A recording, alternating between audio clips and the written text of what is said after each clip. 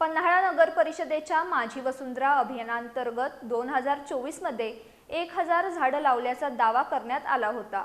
मात्र प्रत्यक्ष पडताळणीत केवळ 34 झाडंच आढळून आल्यानं पन्हाळगडावर मोठा वाद निर्माण झालाय।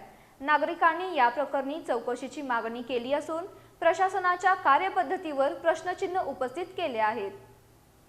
पन्हाळा नगर परिषदेनं माझी वसुंधरा अभियानांतर्गत 2024 मध्ये 1000 झाडं लावल्याचं कागदोपत्री दाखवलं होतं। या वृक्षारोपणासाठी सुमारे 25,39,000 रुपयांचं बिलही काढण्यात आल्याची माहिती समोर आली आहे। मात्र सामाजिक कार्यकर्ते आणि स्थानिक नागरिकांनी केलेल्या प्रत्यक्ष पाहणीत केवळ 34 झाडंच दिसून आली आहेत। उर्वरित झाडं नेमकी कुठे लावण्यात आली याबाबत स्पष्ट माहिती उपलब्ध नसल्यानं संशय अधिक गडद झालाय।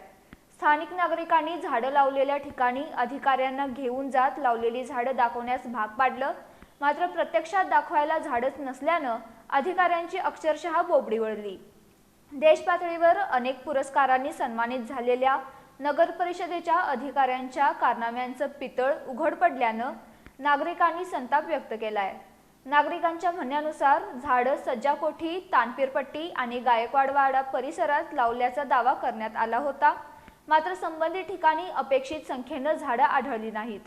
मोजमाप पुस्तिकेत नोंदवलेल्या वृक्षारोपणाच्या ठिकाणांमध्ये आणि प्रत्यक्ष स्थितीत मोठी विसंगती असल्याचा आरोप करण्यात येतोय।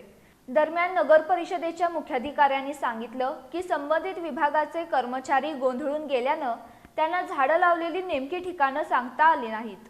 मात्र नगर परिषदेनं नियमानुसार झाडं लावली असल्याचं त्यांनी सांगितलं। वरिष्ठांच्या सूचनेनुसारच बिल मंजूर करण्यात आल्याचंही त्यांनी स्पष्ट केलं।